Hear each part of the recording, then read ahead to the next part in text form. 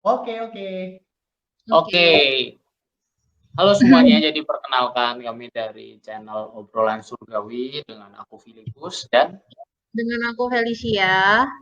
di kesempatan kali ini kita mau berdiskusi dengan tamu spesial nih. Jadi tamunya itu dari kota Tegal, namanya adalah Yohanes, biasa dipanggilnya Ko Yohanes.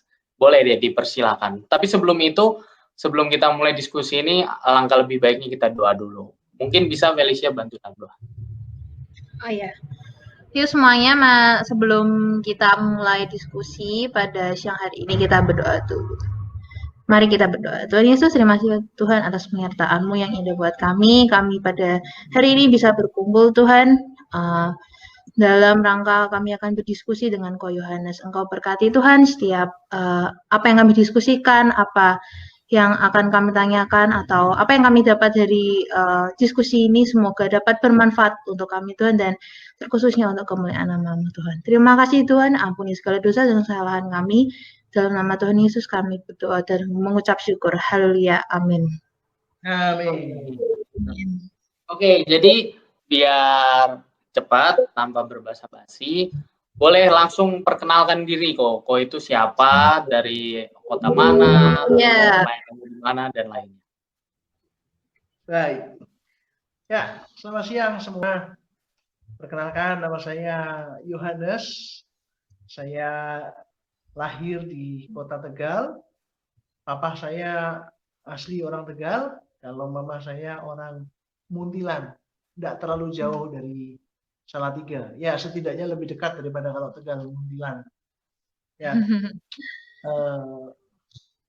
Saya dipercaya oleh Tuhan melayani di bidang musik di Gereja Pantekosta di Indonesia, Mahanaim, Tegal. Saya juga mendapat kesempatan menjadi music director, salah satu music director dari album kami, Mahanaim Worship namanya, itu yang sudah dimulai dari tahun 2011 dan album kedua kemarin tahun 2016 atau 2016. Jadi yang saya bersyukur oleh kasih karunia Tuhan mempercayakan saya ada hari ini juga dengan senang hati saya bisa diajak join juga bareng Filipus dan Felicia. Thank you banget buat kesempatannya. Iya kok. Iya kok. Berharap apa yang bisa kita sharing pada hari ini menjadi berkat buat banyak orang. Amin. Amin. Oke, Felicia deh, kira-kira mau apa? Pertama-tama kan kita tahu ya, maaf ya kok sebelumnya kalau ini kan punya keterbatasan. Itu gimana awalnya kok bisa kayak gitu? Iya. Seperti kita tahu ya, ada quotes yang berkata bahwa kita tidak bisa memilih untuk terlahir dari keluarga yang seperti apa dengan benar. Bagaimana, tetapi kita syukur kepada Tuhan karena kita punya kesempatan untuk memilih kita akan jadi apa ke depan. Artinya kita masih punya kesempatan untuk memperbaiki banyak hal yang terjadi. Dan kalau saya ditanya, kedua orang tua saya itu tunanetra. Jadi papa saya tunanetra dari usia kecil. Iya. Beliau 13 bersaudara dan papa saya paling kecil. Rupanya waktu sebelum melahirkan sempat ada niat-niat untuk digugurkan, tapi tidak berhasil. Hanya efek sampingnya itu membuat beliau cacat. Oh iya. Mengalami tunanetra. Kalau mama saya mengalami tunanetra sejak usia kurang lebih 4 atau 5 tahun karena sakit panas yang tidak segera diobati. Ya, akhirnya nggak tahu bagaimana ceritanya kok bisa sampai mengalami kebutaan gitu. Dan sebetulnya kalau saya sempat melihat, jadi saya sempat melihat sampai usia 3 bulan Lalu melihat ada kejanggalan dari mata saya yang sebelah kiri. Akhirnya dibawa ke Rumah Sakit Aini Jakarta, dan kalau di Jawa Tengah dulu dibawa ke Rumah Sakit William Booth ada di Semarang. Dokter menyimpulkan bahwa saya mengalami retinoblastoma, yaitu salah satu jenis sakit penyakit yang diderita oleh orang cacat netra, tunanetra. Akhirnya singkat kata, mata sebelah kiri ini biji matanya sudah dioperasi. Sebenarnya waktu itu dokter merekomendasi agar dua-duanya, tapi kakek saya berharap bahwa siapa tahu nanti dengan satu mata ini paling tidak keadaannya akan lebih baik daripada orang tua, gitu, daripada papa dan mama saya. Tapi ternyata tidak demikian. Nggak lama setelah biji mata sebelah kiri diangkat, hal yang sama terjadi di mata sebelah kanan. Waktu dibawa ke rumah sakit, dokternya angkat tangan karena dokter ngomong bahwa saya kan sudah menyarankan agar diangkat dua-duanya, tapi tidak percaya. Ya sekarang ini kemungkinan hidupnya sangat kecil. Kalau toh bisa hidup, tapi dia akan menderita cacat yang lain selain cacat tunanetra. Bisa kelumpuhan atau gangguan di syaraf-syaraf yang lain seperti itu. Tapi syukur kepada Tuhan, dokter bisa berkata demikian. Tapi kita punya Tuhan yang hidup, Yesus Kristus. Ya, di dalam Tuhan tidak ada perkara yang mustahil. Dan buktinya sampai hari ini saya sudah hidup 8 tahun kemurahan Tuhan. Jadi ya puji Tuhan, semua karena Tuhan. Dan satu hal yang saya sadari, kalau saya masih diberi kesempatan hidup, berarti Tuhan masih punya rencana atas hidup saya. Ya, amin. Waktu itu gimana perasaannya Koko? Maksudnya pernah nggak sempat putus asa atau sempat mungkin marah ke Tuhan, kenapa aku seperti ini? Atau gimana gitu? Ya, saya meskipun namanya Yohanes, tapi saya sebetulnya tidak terlahir di keluarga Kristiani atau orang Kristen. Jadi sempat ada perasaan marah atau bertanya-tanya, lebih tepatnya bertanya-tanya. Jadi setelah saya menderita cacat tunanetra, saya diambil oleh paman saya, oleh kakak papa saya, beliau yang merawat saya. Nah, kalau mungkin Filipus sama Felicia nggak terlalu ngalamin. Dulu tahun-tahun 86 itu ada film yang ngehits banget itu Mr. Bean. Iya, tahu. Oke, tahu. Iya. Itu dulu kan cuma ada satu stasiun televisi ya, yaitu TVRI gitu ya, belum ada stasiun televisi swasta. Nah, kalau kita lihat Mr. Bean itu film yang tidak banyak bicara tapi banyak tingkahnya yang konyol gitu. Nah, kami sama-sama duduk di ruang keluarga berhadapan dengan televisi. Kakak sepupu saya, om tante saya, mereka ketawa. Tapi saya bengong aja. Saya bingung ini sebetulnya lagi ngetawain apa gitu. Malah saya akhirnya ngantuk-ngantuk gitu kan. Karena nggak tahu, nggak menikmati, nggak bisa enjoy dengan suasana sekitar. Sampai suatu hari saya tanya kepada om saya, kenapa kok kita sama-sama duduk di hadapan televisi, tapi kok kalau bahasa saya sekarang responnya kok beda gitu. Kalian semua bisa tertawa terbahak-bahak, sementara saya diem aja. Saya rasa nggak ada yang lucu. Jadi di situ saya mulai diberi pengertian bahwa ya ini memang yang membedakan kamu dengan yang lain. Kamu nggak bisa melihat seperti yang lain, tapi om saya membangkitkan harapan saya. Dia berkata bahwa tapi pasti Tuhan kasih kamu sesuatu yang lain. Ya, saya tanya apa? Ya, nggak tahu. Pasti nanti Tuhan kasih sesuatu yang lain. Gitu. Jadi ada sempat pertanyaan-pertanyaan seperti itu. Oke, kok. Terus kenapa kok bisa akhirnya melayani gitu? Jadi kenapa kok? Awal mula melayani itu mungkin Iya. gimana? Terus mulai melayani di GPD Mannheim gimana? Atau paling simpelnya deh, mungkin banyak penonton yang pada nanya, gimana sih caranya kok bisa main piano, itu belajarnya gimana atau gimana gitu. Nggak Oke. kesusahan gitu. Iya, baik. Jadi saya bersyukur kepada Tuhan karena ada salah satu family kami yang ngajak saya datang ke gereja. Waktu itu usia saya masih 5 tahun, saya datang ibadah sekolah minggu begitu ya.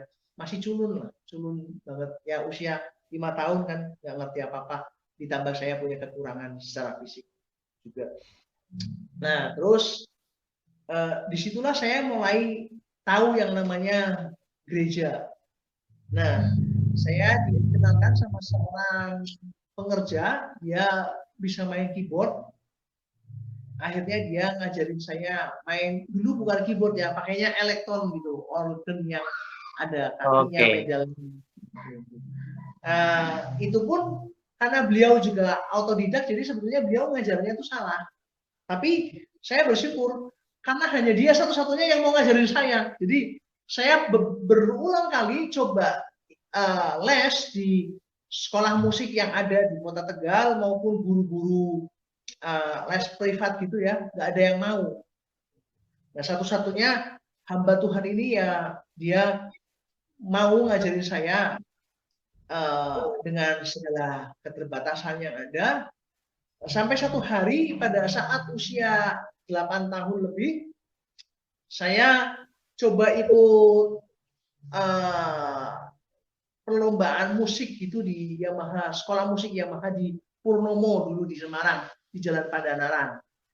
Nah, disitulah saya Tuhan pertemukan dengan ownernya sekolah musik Purnomo itu, dan dia menawarkan untuk benar-benar ngajarin saya bermain keyboard dari dasar yang benar, dari piano ya, sejauh mana yang saya bisa tangkap tentang pelajaran klasik ya, karena memang kan saya nggak baca not, jadi hanya mendengarkan. Nah, dia ajarin saya itu dari tahun 90 bulan November. Waktu itu efektif sampai tahun 94 saya belajar. Jadi dulu setiap kali libur sekolah gitu ya. Dulu kan sistemnya bukan semester tapi 1 bulan, jadi 4 bulan sekali saya pergi Semarang. Ada libur 1 minggu pergi Semarang untuk belajar. Kira-kira begitulah salah satu perjuangan saya. Ya, Tuhan itu baik. Dia pertemukan saya dengan orang-orang, dengan hamba-hambanya yang luar biasa, sehingga saya ada di hari ini, gitu kira-kira. Nah, kalau tentang pelayanan sendiri, sebetulnya gereja yang pertama kali saya datengin waktu kecil itu bukan GPDI Mahanaim, karena memang GPDI Mahanaim baru ada tahun 89, jadi tahun 87 belum. Nah ya, panjang ceritanya, saya tahun 92 dibaptis, tapi ya masih begitulah ya, up and down. Umur 10 tahun sebetulnya dibaptis juga kurang begitu tahu apa-apa gitu, hanya ikut saja melayani, ya hanya ikut saja. Yang saya nggak bisa lupa, perjumpaan saya dipenuhkan dengan Roh Kudus itu pada saat usia 16 tahun dalam doa puasa. Artinya bukan doa pencurahan Roh Kudus 10 hari, dalam doa puasa Tuhan jamah saya sambil main keyboard. Biasanya beberapa kali pengalaman saya ketika saya mau merasakan jamahan Tuhan itu, saya menolak dengan pikiran saya, karena saya takut nanti main musiknya jadi kacau lah, inilah itu. Pikiran saya lebih kuat bermain. Dan Yesus Tuhan kita itu Tuhan yang begitu sopan, begitu santun. dia sampai dikatakan di Wahyu bahwa Tuhan itu berdiri di muka pintu, mengetuk, barang siapa dengar, merespon, membuka, baru Tuhan akan masuk gitu. Jadi selama saya belum merespon ya Tuhan nggak pernah paksa. Tapi saya percaya itu harinya di mana memang saya mengalami sesuatu dan saya ngerasa di sini saya butuh Engkau Tuhan. Saya nggak bisa hidup dengan seperti ini terus. Saya merasa hidup saya hancur. Di usia-usia umur 16 tahun itu kan usia orang sedang mencari identitas diri ya, anak-anak remaja gitu ya. Nah, saya merasa, tapi saya bersyukur di situ saya merasa bahwa saya butuh Tuhan dan Tuhan jamah saya. Saya rasa itu titik balik dari kehidupan saya yang dulu kepada kehidupan yang sekarang. Meskipun saya sudah melayani sekitar 7 atau 6 tahun jauh sebelum hari itu. Kira-kira begitu. Oke.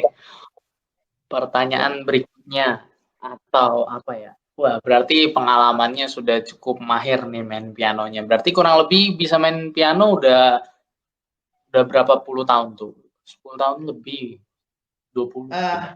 Saya mulai dikata sudah ya lumayan lah ya main keyboard, piano tuh mungkin usia 12 tahunan itu sudah mulai, artinya menurut saya sudah mulai bisa dinikmati lah permainannya. Meskipun ya sebelum itu kalau dibilang bisa ya sudah bisa. Tapi ya namanya orang belajar itu tidak akan pernah ada cukupnya. Sampai hari ini pun saya masih terus belajar. Saya nggak pernah merasa bahwa saya sudah expert atau jago bagaimana gitu, enggak. Hanya kalau ditanya, ya usia segitu tuh saya sudah mulai, kalau orang Jawa Tengah mungkin tuh bilang mainnya sudah mulai genah lah gitu, sudah mulai bisa didengar baik, bisa jadi pengiring. Ya, kira-kira begitu. Oke, nah kalau misalnya kita ngomongin piano mungkin udah banyak ya. Kalau misalnya teman-teman yang lain yang lagi nonton, kalian bisa cek di GPD Manem Tegal, di situ ada crossover, ada hashtag bukan tontonan dan lain sebagainya banyak. Kalau misalnya mau melihat Ko Yohanes untuk main piano, tapi kita mau nanya nih, kira-kira selain piano Ko Yohanes bisa nyanyi nggak?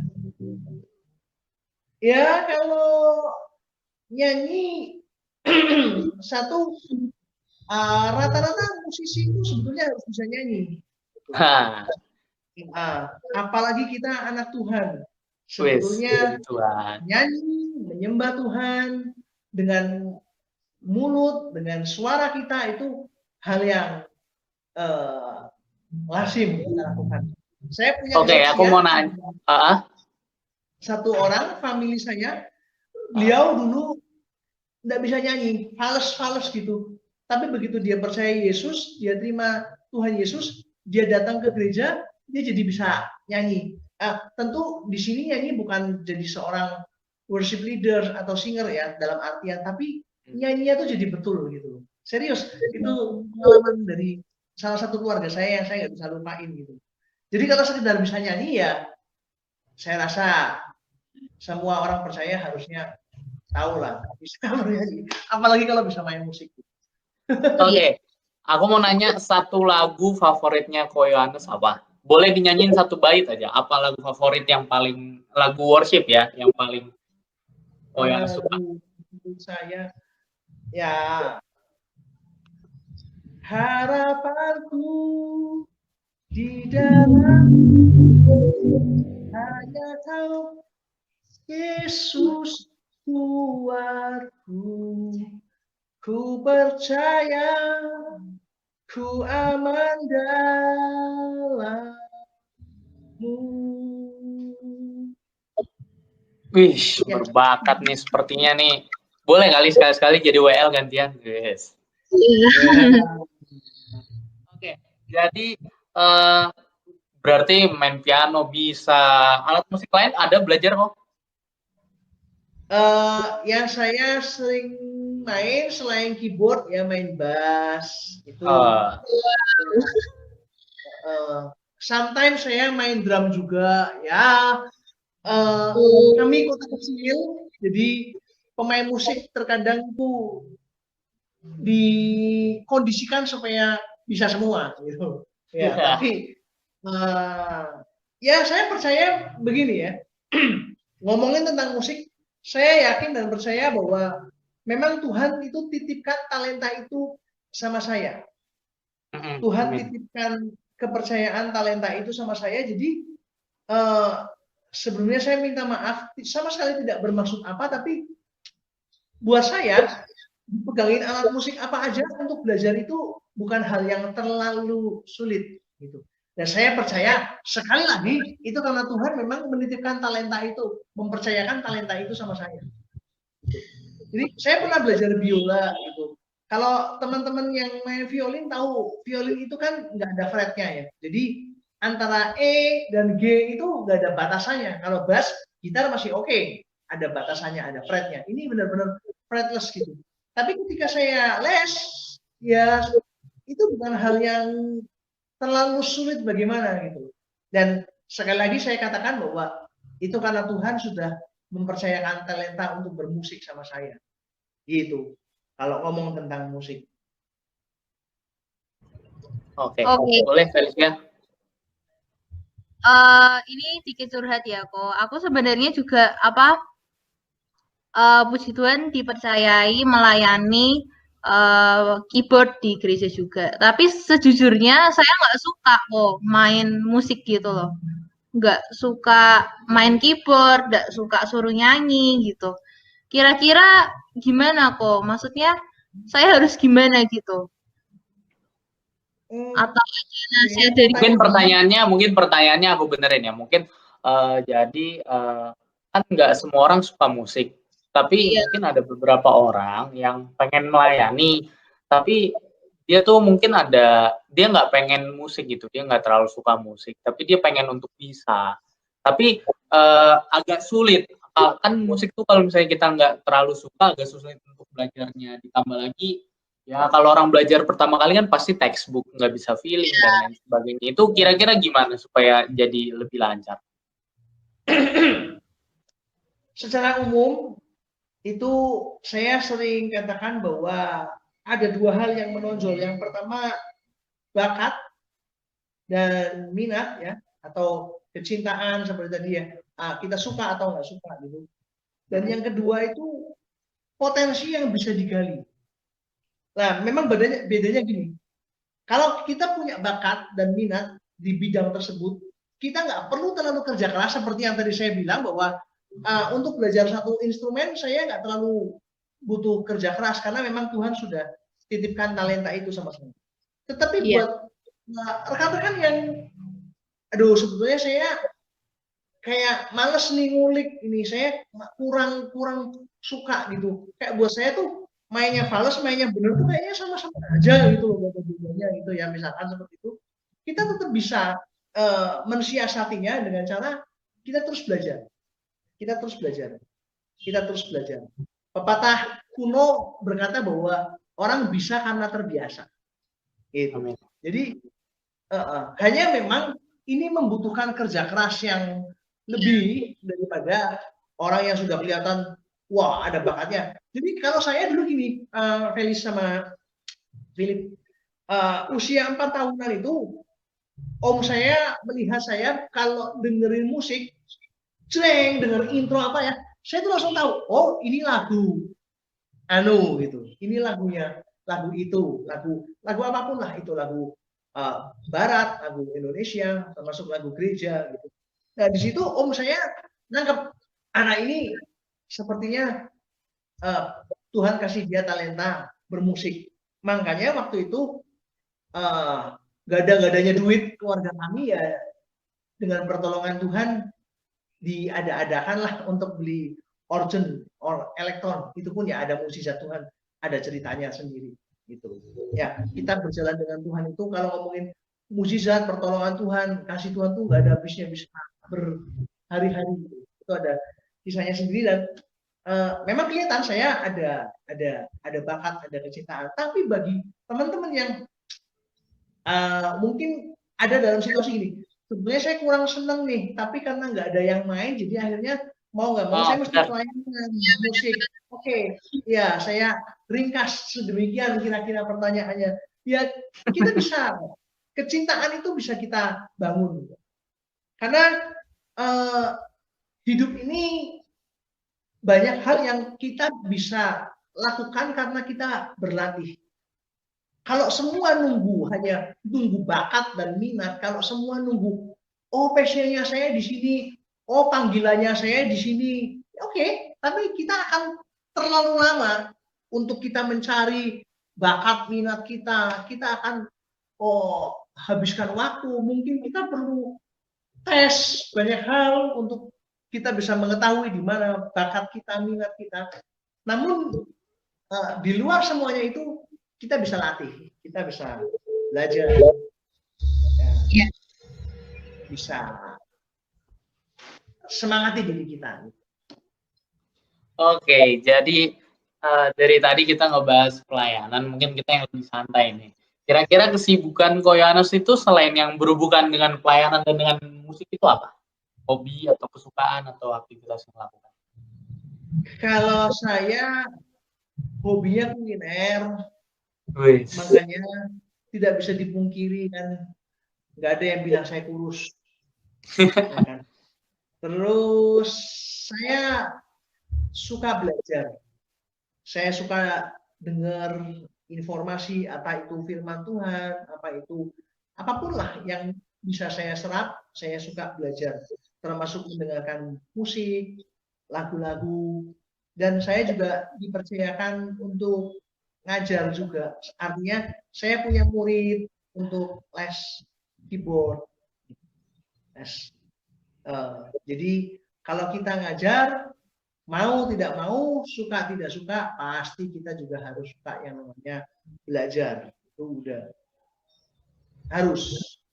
Dan kegiatan saya sehari-hari sejak 2018 bulan Februari saya dipercaya untuk mengelola satu rumah pelayanan.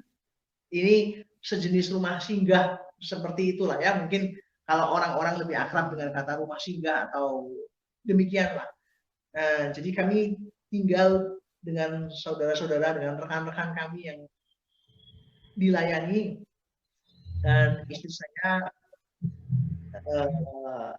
lebih konsen ke situ ya. Inilah kegiatan saya selain pelayanan yang terlihat di gereja ya, main musik dan lain-lain. Oke, pertanyaan berikutnya. Tadi kan katanya kan Ko Yohanes itu katanya nggak pernah dibilang kurus. Wah, aku juga. Jadi emang kalau bicara tentang kuliner, makanan kesukaan Ko Yohanes itu apa sih? Mungkin yang belum tahu nih ya, atau yang mau traktir Ko Yohanes. Sebetulnya susah. Saya itu punya moto hidup tuh tentang makanan itu cuma 2. Yang satu enak, satu enggak enak banget. Satunya lagi enak banget. Jadi saya dari kecil dididik sama orang tua saya nggak boleh pilih-pilih makanan. Semua selagi itu tidak bertentangan dengan firman Tuhan ya, dan tidak bertentangan dengan ya hal-hal yang lumrah gitu ya, yang kita dengan sosial ya. Artinya gini, jangan gara-gara kita makan itu lalu orang lihat jadi siakan juga. Saya rasa kita tidak perlulah ya begitu. Saya makan. Wih, berarti sekali-sekali harus main ke Salatiga ya, Vel ya. Tapi kan sering katanya ke kuliner kan? Dengan senang hati. Kemarin ngomongnya tuh udah ke Gudeg Aan, ke banyak ya. Selamat ya. Iya, Runde. Oke, jadi kalau ngebahas makanan, jadi lapar nih. Oke, jadi biasanya nih aku punya pertanyaan nih, kan kalau pelayanan itu kan identik dengan apa sih, capek ya, harus belajar, apa segala macam dan lain sebagainya. Dan di beberapa gereja, apalagi GPD itu kan biasanya kan terkenalnya dengan tidak pakai fee atau bayaran dan lain sebagainya. Jadi benar-benar tulus Kalau dikasih ya puji Tuhan, kalau enggak ya enggak, maksudnya enggak pasang tarif gitu. Kira-kira apa sih Ya, yang membuat Koyanus itu semangat untuk melayani Tuhan walaupun secara material mungkin ya enggak ada. iya. Eh, waktu saya usia 6 tahun, saya ulang tahun dirayakan. Di situ di hadapan gembala saya, waktu pertama kali saya kenal gereja yang tadi saya share di awal, saya berjanji, karena saya sudah dikasih hidup sama Tuhan, yang harusnya saya divonis mati sama dokter dalam usia 3 bulan, paling lama 3 tahun, atau kalau hidup nanti akan menderita cacat yang lain selain cacat tunanetra. Dan di usia 6 tahun itu saya nggak ngerti ya, Philip sama Felis siapa yang ngajarin saya. Saya tuh ngomong begini, ya karena saya hidup sampai hari ini, ya saya mau pakai hidup saya untuk melayani Tuhan. Jadi buat saya itu yang saya pegang.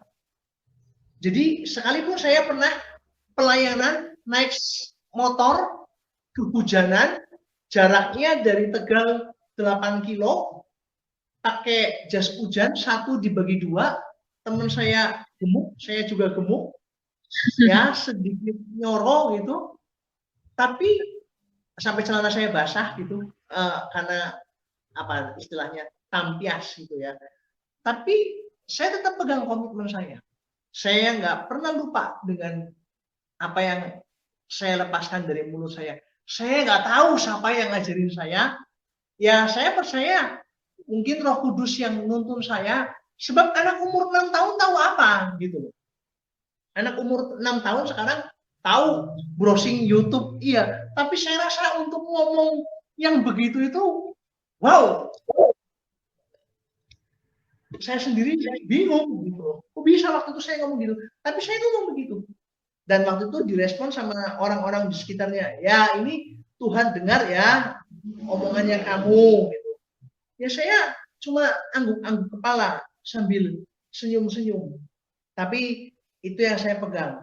Jadi buat saya bukan karena janji saya, bukan karena saya bisa ngomong begitu di usia 6 tahun, tapi ya karena saya sudah, kalau orang bilang saya itu dapat bonus lah. Sebetulnya saya sudah meninggal dari kapan-kapan gitu. Tapi Tuhan kasih saya hidup ya berarti Tuhan punya rencana untuk saya. Mau dibayar, nggak dibayar, mau enak, nggak enak, ibarat kata saya ini budak gitu loh. Sebetulnya hak saya sendiri itu saya sudah nggak ada, karena saya harusnya tuh udah mati dari kapan-kapan. Oke. Oke. Oke, jadi begitu banyak ya ternyata kisah-kisah tentang Koyanus dari kecil yang baru kita tahu. Ternyata terkadang kan orang itu kalau ngelihat, wih, dia dengan keterbatasannya bisa main piano, wih, keren nih, bla bla bla. Biasanya kan orangnya hanya ngelihat dari hasilnya aja, wih, keren mainnya dan lain sebagainya. Ternyata perjuangan di balik itu, pahit getirnya perjuangan, dibentuk Tuhan dan lain sebagainya, ternyata cukup panjang juga ya kok ya. Iya, ya tapi kan memang kita tahu ya, istilahnya proses itu tidak pernah mengkhianati hasil. Jadi memang ya seperti itulah. Kalau tadi dibilang kalau yang baru kenal kan, wah kelihatannya keren gitu ya, di tengah-tengah keterbatasannya bisa main piano gitu. Kalau yang sudah kenal biasa aja.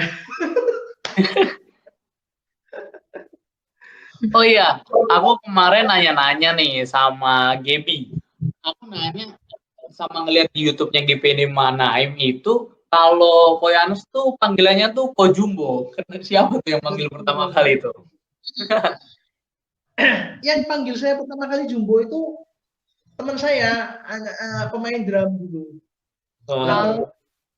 Waktu usia saya 14 tahun itu mulai dia panggil saya, dipanggil Jumbo aja, dipanggil Jumbo gitu. Ya saya pikir asik-asik aja sih dipanggil Jumbo. Wah.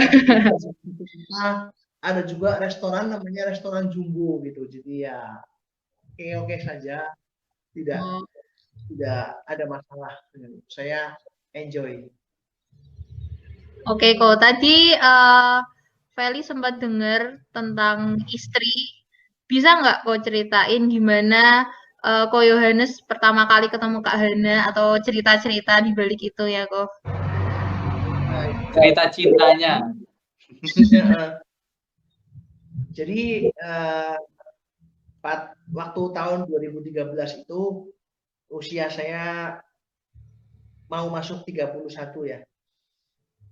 Saya mulai berdoa sama Tuhan. Tuhan, orang kupu-kupu aja ada pasangannya Tuhan. Ya, cicak aja ada pasangannya.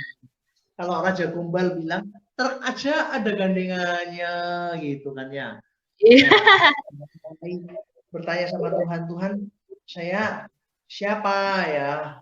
Saya ingat dulu ada film judulnya Jomblo, itu ada salah satu lagunya tuh kapan ku punya pacar kayak gitu Agus Ringo pemainnya. Tapi saya tidak terinspirasi sama dia, tidak. Maksud saya itu kira-kira demikian. Nah, setelah saya mulai berdoa, itu prosesnya tidak lama.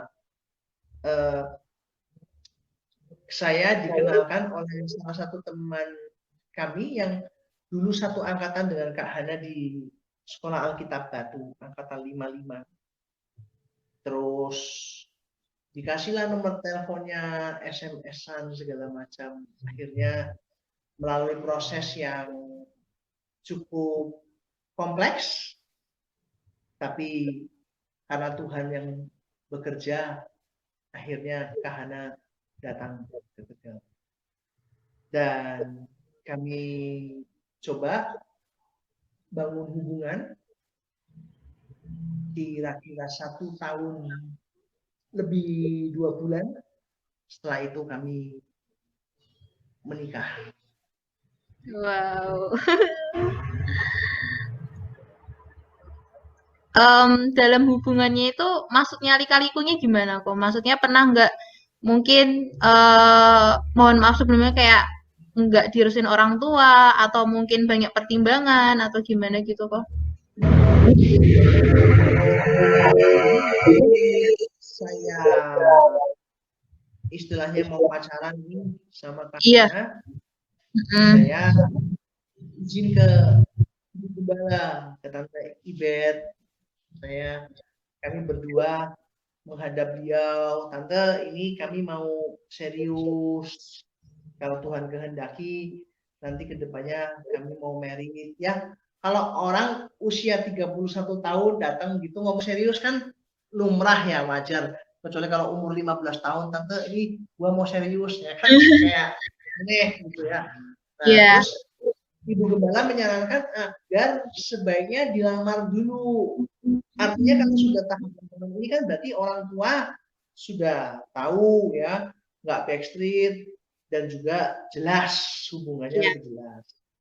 Akhirnya puji Tuhan tanggal 20 April kalau saya nggak salah ingat, jadi 2 bulan setelah itu kami lamaran.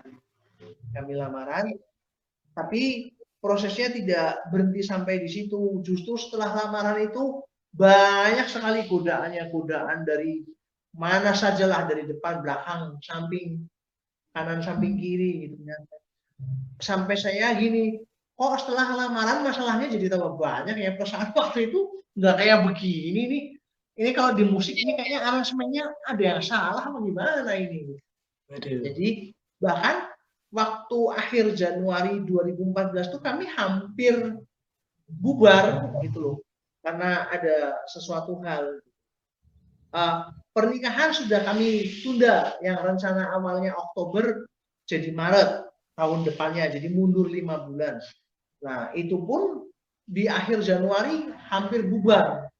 Ya cuma di situ memang Yohanes menyadari bahwa membangun hubungan antara pria dan wanita ini bukan perkara yang main-main, bukan hal yang mudah, karena kami dari latar belakang keluarga yang berbeda. Istri saya anak pejabat, ayahnya Batak, ibunya Jawa. Jadi pejabat peranakan Jawa Batak gitu. Nah, Mantap. beliau dari Banyuwangi. Saya orang Tegal dengan latar belakang yang seperti ini. Secara fisik saya punya kekurangan. Wow, ini banyak pekerjaan rumahnya Filipus dan Felicia ya. Sampai waktu kami tunda pernikahan ya saya bilang lebih baik kami tunda tapi kami siap karena saya meyakini bahwa pernikahan itu untuk orang yang sudah dewasa. Pernikahan itu domainnya orang dewasa. Jadi kalau belum dewasa jangan coba-coba masuk ke yang namanya pernikahan. Dan akhirnya melalui proses yang panjang, bukan panjang, ribet, melalui proses yang ribet, masalah yang kompleks gitu. Kami juga berterima kasih sama Tuhan, di Mahanaim kami punya mentor. Jadi ada ngomong-ngomong saya bocorin ya, mentor kami itu sampai kami nikah itu papahnya Gebi, Om Yosef Priyono. Jadi beliau istri itu mentor kami. Kami pernah berantem di depan beliau. Saya pernah telepon Kak Yosef malam-malam marah-marah ngadu, maksudnya curhat tentang ini Hana begini. Ya, pastinya mungkin beliau pusing sih sama kami. Tapi itulah ya, luar biasanya seorang Bapak rohani, seorang mentor. Ya, beliau tidak sama sekali tidak membuat keputusan dalam kehidupan yang kami jalani, tapi beliau memberikan terus pertimbangan, bahkan beliau menantang cara berpikir kami berdua. Akhirnya atas seizin Tuhan 2014 kami menikah di bulan Maret.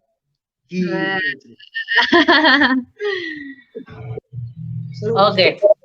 Jadi cukup panjang dan cukup banyak juga ya proses-prosesnya Ko Yohanes ini yang mungkin sedikit orang lah yang tahu kurang lebih kan. Kira-kira nih kita udah mulai di penghujung acara ya. Jadi kita kira-kira ingin bertanya. Dari tadi kan Ko Yohanes ngomong pelayanan dari umur 6 tahun ngomong seperti itu dan lain sebagainya.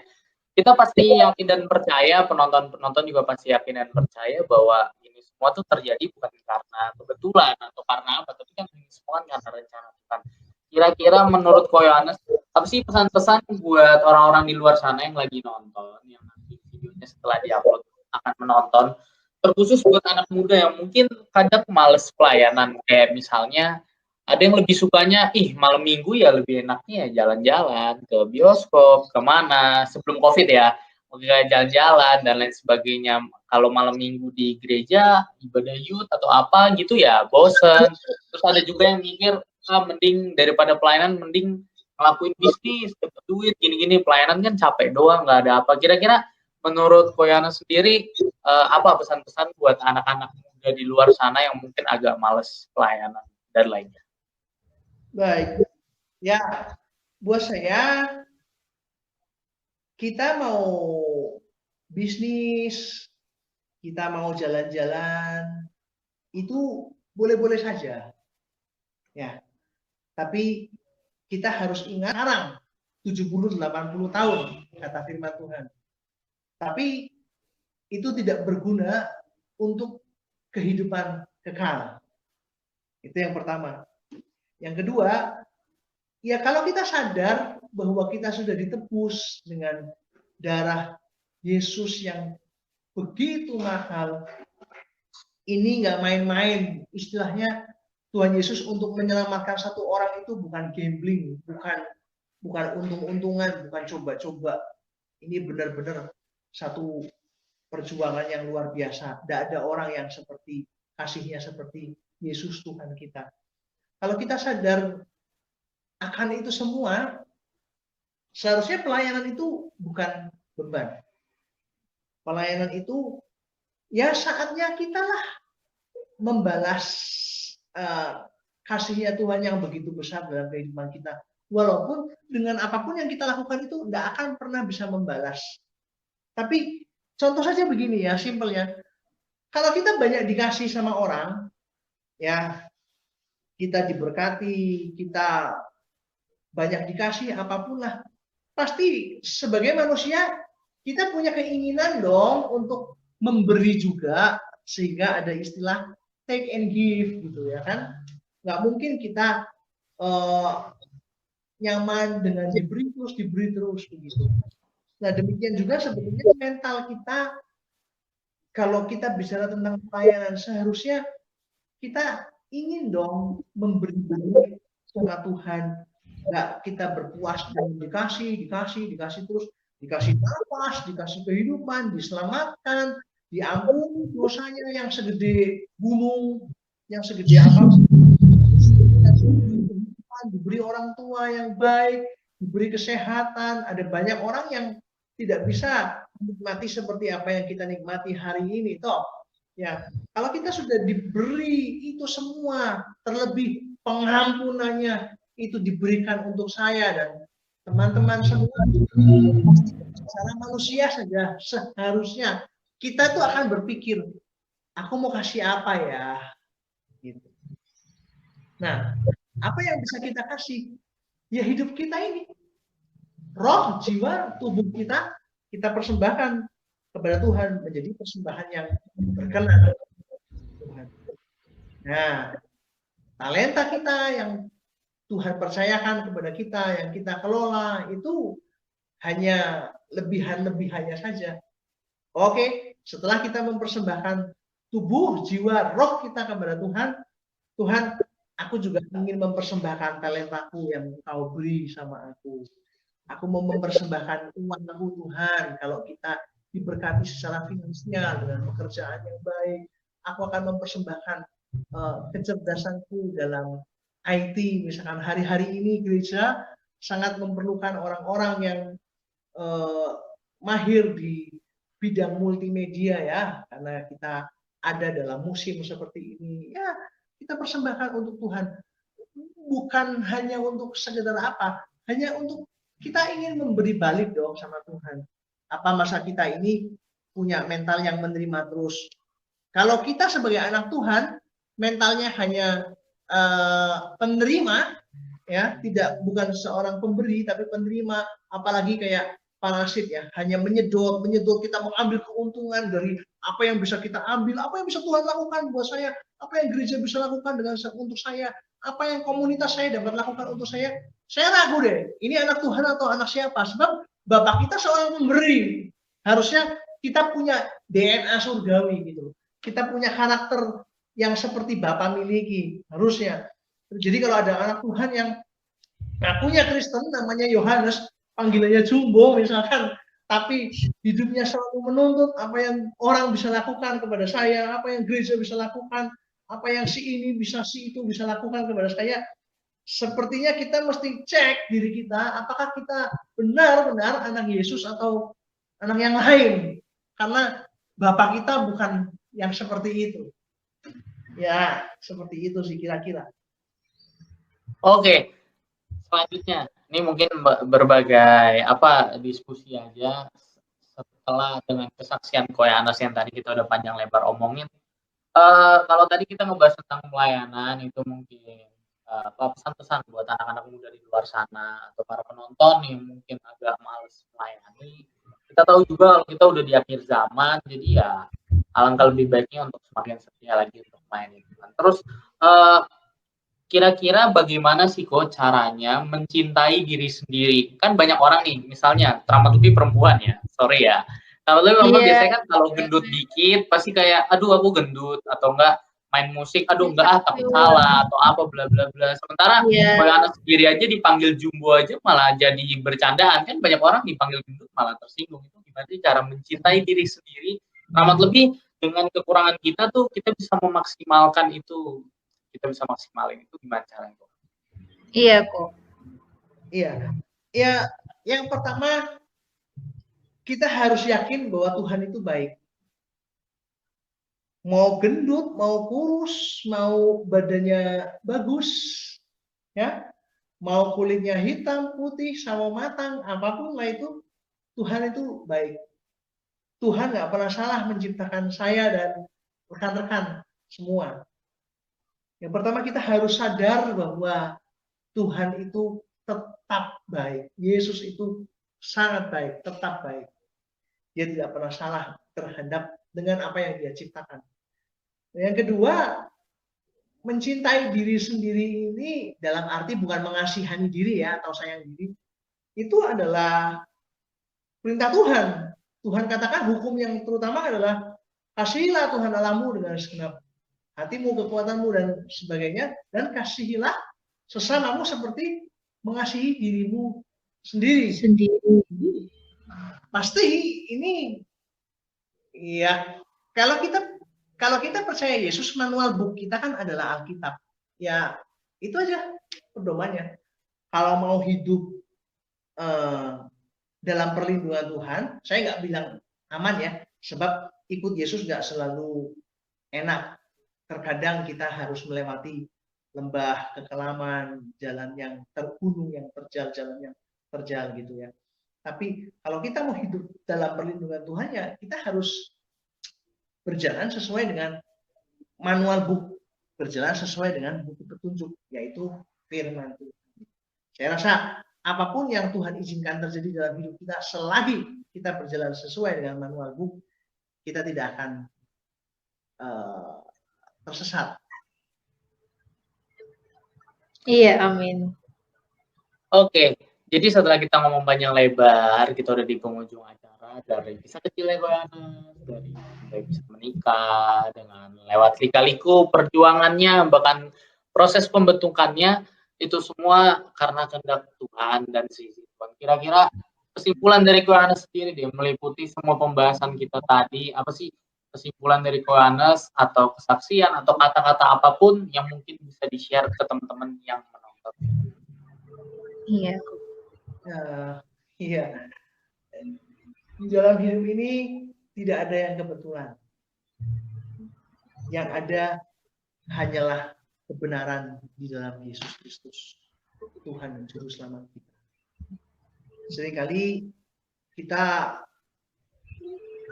merasa bahwa ya kebetulan karena ayah saya, ibu saya buta, jadi saya buta.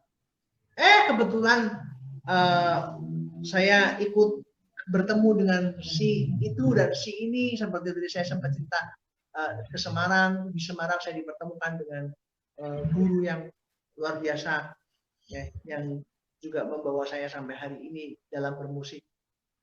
Nah, tapi buat saya, buat orang percaya, di dalam Tuhan itu tidak ada yang kebetulan. Yang ada adalah kebenaran. Jadi semua yang terjadi ini dalam rencana Tuhan. Dan semua yang kita alami itu atas pengetahuan Tuhan. Tidak ada yang di luar pengetahuan Tuhan. Tuhan sudah saya lupa dari awal. Tuhan tahu betul, bahkan di Mazmur dikatakan dari sejak dalam kandungan ibu kita ya, Tuhan sudah membentuk kita. Tuhan sudah tahu rencana apa yang akan Tuhan kerjakan atas kehidupan kita masing-masing. Nah, cuma memang seringkali manusia itu dalam perjalanan hidup itu kita sering ke distract gitu loh. Ada hal lain yang mengalihkan perhatian kita ya. Kita terdistract dengan hal-hal seperti itu. Lagi melayani Tuhan sungguh-sungguh, tiba-tiba punya gebetan yang di luar Tuhan, akhirnya malmingan nggak ke gereja, yang biasanya ke gereja pelayanan ngedate sama gebetannya gitu ya. Kita terdistract dengan hal-hal yang seperti ini, dan dunia dengan segala yang ada ya, yang saya maksud adalah kuasa kegelapan itu akan selalu mengalihkan perhatian, akan selalu membuat anak-anak Tuhan itu terdistract dari hal-hal yang rohani kepada hal-hal yang fana yang seperti itu. Nah, kembali lagi, kita hidup harus punya tujuan. Tujuan kita hidup di dunia ini mau ngapain? Mau menyenangkan diri kita sendiri, mau memuaskan yang 70-80 tahun tadi, yang boleh-boleh saja tapi nggak semuanya itu berguna. Bahkan ada banyak hal yang tidak berguna dalam kekekalan gitu. Nah, atau kita mau memikirkan juga untuk yang kekekalan seperti itu disinggung sama Philip bahwa kita ada di akhir zaman gitu. Nah, kita harus tahu kembali lagi tujuan kita apa. Karena akan selalu ada banyak hal yang mengalihkan perhatian kita. Anak muda itu ngomong seringkali yang mengalihkan adalah mungkin tugas kuliah atau pencapaian kita, karir kita, bahkan tadi yang saya sebut gebetan yang saya singgung ya. Nah, mungkin kalau orang yang usianya di atas kita atau anak kecil mungkin beda lagi masalahnya yang mengalihkan perhatiannya dia. Tapi kembali lagi, kita harus punya tujuan. Kita hidup untuk yang fana saja atau kita berpikir untuk yang kekekalan. Kalau kita memikirkan untuk yang kekekalan, tentunya kita tidak akan melakukan hal-hal yang konyol, tanda kutip. Oke, jadi buat yang nonton, kita tahu dari kisahnya Ko Yohanes ini, kalau hidup kita itu sebenarnya buat Tuhan. Jadi percuma lah buat anak-anak muda yang mungkin lebih senang hal-hal yang duniawi gitu, nggak bakal kepake untuk dalam kehidupan kekekalannya itu. Jadi dan yang kedua yang perlu kita ingat kalau segala sesuatu itu sudah diatur sama Tuhan. Kita harus ingat kok tujuan hidup kita tuh untuk melayani dan terus melayani Tuhan. Amin. Amin. Oke, jadi setelah panjang lebar berbagai kesimpulan yang udah kita ambil, jadi menurut saya pribadi betul seperti apa kata Ko Yohanes bahwa dari kecil sampai tumbuh remaja sampai tumbuh dewasa, dari yang tidak bisa piano terus bisa belajar dari ketemu orang di Semarang, di sini ketemu mentor dan lain sebagainya. Mungkin secara manusia, mungkin para penonton mungkin ada yang berpikir mungkin kebetulan, mungkin apa. Tapi percaya bahwa semuanya itu nggak kebetulan, semuanya itu karena udah rencananya Tuhan. Jadi setiap lika-liku yang sedang kita alami, mungkin kita sedang dalam pergumulan kita masing-masing yang sedang menonton. Yeah. Percaya aja bahwa tujuannya itu pasti semuanya akan mendatangkan kebaikan. Baik. Oke, jadi terima kasih Ko Yohanes untuk waktunya, partisipasinya. Terima kasih, sama-sama. Salam juga buat Om Yosminandar, Opa, sama Oma, sama Om Joseph Priyono juga, sama istrinya juga Kak Hana. Terima kasih waktunya. Ya, terus apa namanya? Kami dari channel Obrolan Surgawi juga akan memberikan. Oh, halo Kak Hana. Jadi kami nanti akan memberikan bingkisan, kita kirim ke Tegal, walaupun nggak bagus-bagus amat ya, Ko ya. Wah, terima kasih sekali. Sebetulnya nggak usah, nggak apa-apa. Maksudnya saya dengan senang hati melakukan ini semua. Sedikit sebelum penutup, kan mumpung lagi ada Kak Hananya. Apa sih spesialnya Ko Yohanes bagi Kak Hana satu aja? Yang bikin mau itu apa? Yang bikin beda Ko Yohanes dari yang lain. Yang beda kan? Bikin karena tertarik ya. Iya. Baik hati. Iya. Lucu. Nama. Iya. Musiknya keren. Oh. Yes. Oke. Waduh, jadi luluh nih. Mungkin ini sih yang bikin dia tertarik sama saya karena gendut. Waduh. Lucu gitu. Bisa digemes-gemes perutnya gitu kan. Ya, betul. Oke, jadi buat teman-teman terima kasih. Jadi kita udah menyaksikan dan menonton. Terima kasih buat yang udah menonton sampai akhir. Jadi banyak ya kisah inspiratif yang belum mungkin banyak orang yang nggak tahu. Jadi buat teman-teman kalian semua kalau misalnya lagi malas-malas pelayanan atau corona corona dipakai alasan buat nggak pelayanan, nggak datang ke gereja, aduh kayaknya malu. Iya. Bukankah Oke. Yesus Gimana tuh? lebih besar dari COVID-19 kan ya? Yes, puji Tuhan. Jadi jangan jadiin alasan situasi kondisi saat ini untuk jadi malas pelayanan, apalagi datang ke gereja lain sebagainya. Ya kalau misalnya malas ya berarti malu dong ya sama Ko Yohanes yang walaupun keterbatasan fisik aja tapi masih bisa kayak gitu. Apalagi kita yang puji Tuhan mungkin yang diciptakan lengkap dan lain sebagainya kita pakailah semua tangan kita, kaki kita semuanya kita pakai semuanya untuk pemulihan. Iya. Terima kasih Ko Yohanes untuk waktunya. Kita akan menutup. Ko Yohanes mungkin bisa gimana? Thank you. Iya. Oke, jadi perbincangan kita akan tutup dengan doa. Mungkin Ko Yohanes bisa bantu dalam doa. Baik. Terima kasih Bapak di surga buat kesempatan siang hari ini. Kalau kami boleh berbagi Tuhan, kami bukan siapa-siapa.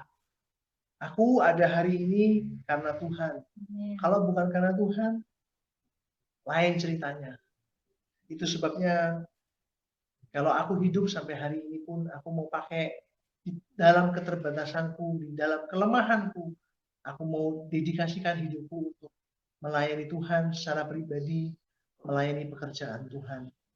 Tuhan berkati setiap rekan-rekan muda khususnya yang menyaksikan acara ini, kiranya apa yang kami sharingkan pada siang hari ini menjadi berkat untuk setiap rekan-rekan yang melihat, yang mengikutinya.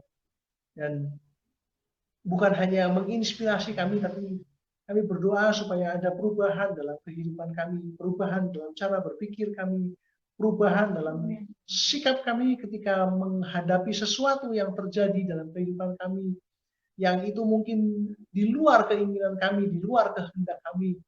Tapi kami percaya semua yang terjadi ini atas rencana Tuhan, sepengetahuan Tuhan, dan Tuhan bekerja dalam semua hal untuk mendatangkan kebaikan bagi setiap orang yang mengasihi Tuhan. Terima kasih Bapak, berkati Filipus, berkati Felicia, apa yang menjadi kegiatan mereka berdua, studinya, pelayanannya Tuhan memberkati, keluarganya juga Tuhan berkati, jemaat Tuhan yang ada di Salatiga Tuhan khususnya mau memberkati, pakai generasi muda ini untuk menjangkau banyak jiwa, untuk hormat kemuliaan bagi nama Tuhan. Dalam nama Yesus kami sudah berdoa dan bersyukur. Haleluya.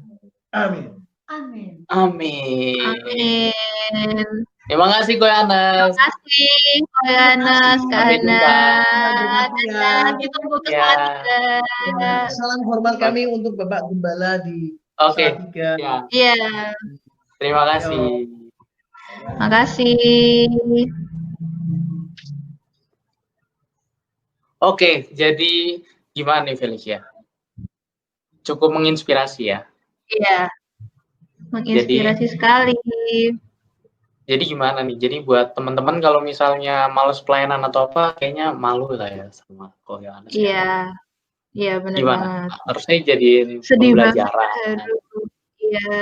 Nggak nyangka gitu loh kadang. Kalau kita tuh kayak ibaratnya tuh lagi main film gitu loh. Kita tuh pemainnya dan Tuhan itu kayak sutradaranya Direkturnya. gitu. Jadi kita ngikutin gitu. Ya kita sebagai manusia kan juga mungkin masih banyak kesalahan ya. Apalagi kita masih muda gitu mungkin banyak banget godaannya. Mungkin banyak banget pingin ini, pingin itu. Tapi kita ya harus stay on track gitu. Tetap ikut alurnya Tuhan gitu. Oke, jadi buat teman-teman semua, terima kasih yang udah nonton video ini. Boleh dibantu share ke teman-teman lainnya, ke semua orang. Iya. Dibantu share supaya menjadi berkat kita ya. channel Bulan Surgawi supaya bisa lebih mengembangkan kapasitasnya, bisa jadi berkat bagi anak-anak muda di sana gitu. Jadi yang mungkin lagi malas-malasan pelayanan bisa tonton video ini ulang supaya lebih semangat lagi untuk melayani Tuhan. Amin. Oke, jadi bisa untuk dibantu channel ini, berikan dukungan kalian dengan cara kasih jempolnya mungkin kalau suka. Bisa Komen. di komen mungkin video berikutnya mau video apa atau bahas apa. Atau mungkin ada Siapa lagi? iya wawancara siapa lagi mungkin orang-orang yang menginspirasi. Di subscribe juga boleh supaya nggak ketinggalan video-video terbaru di channel. Iya, dan jangan lupa follow Instagramnya GBDI.FK supaya kalian bisa DM kita buat masukan-masukannya, video-video Oke. apa yang kita buat gitu. Oke. Oke, jadi terima kasih buat waktunya. Sampai jumpa di wawancara berikutnya. Dadah.